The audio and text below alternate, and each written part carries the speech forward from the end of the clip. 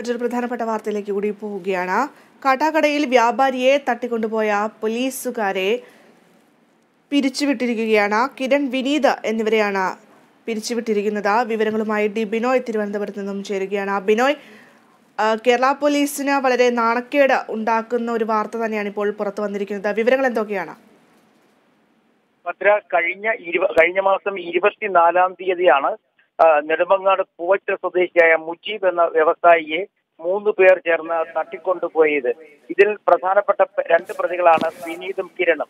8 മാസം മുമ്പ് ഇവരെ സർവീസിൽ നിന്നും സസ്പെൻഡ് ചെയ്തു. സാമ്പത്തിക ക്രമക്കേടിന്റെ പേരിലാണ് ഇവരെ സസ്പെൻഡ് ചെയ്തത്. കാരണം ഈ വിനീതും കിരണും ചേർന്ന് നെടുമങ്ങാടിന് സമീപം 1 കോടി രൂപ മുതൽ മുടക്കി ഒരു ടൈൽസ് വിൽക്കുന്ന കട തുടങ്ങുകയും പിന്നീട് അത് വലിയ സാമ്പത്തിക പ്രതിസന്ധിയിലേക്ക് നീങ്ങുകയും ഇത് പോലീസിന് നാണക്കേടുണ്ടാക്കുന്ന തരത്തിലേക്ക് മറ്റു ചില ഇടപാടുകൾ ഉണ്ടാകുകയും ചെയ്തത് തുടർന്നാണ് ഇവരെ സസ്പെൻഡ് ചെയ്തത്. എന്നാൽ ഈ കടം വീട്ടുന്നതിന് വേണ്ടിയാണ് കാട്ടാക്കടയിലെ വ്യാപാരിയായ മുജീബിനെ രാത്രിയിൽ തട്ടിക്കൊണ്ടുപോകാൻ ശ്രമിച്ചത്. തുടർന്ന് മുജീബ് രക്ഷപ്പെടുകയായിരുന്നു.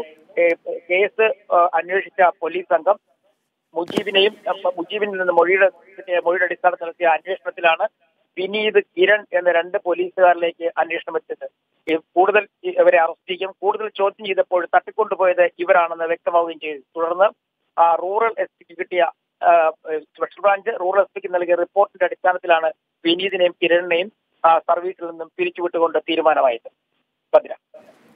ശരി ബിനോയ്, വ്യക്തമാണ്. കാട്ടാക്കടയിൽ വ്യാപാരിയെ തട്ടിക്കൊണ്ടുപോയ കേസിലെ 2 പോലീസുകാരെ ഇപ്പോൾ പിരിച്ചുവിട്ടിരിക്കുകയാണ്.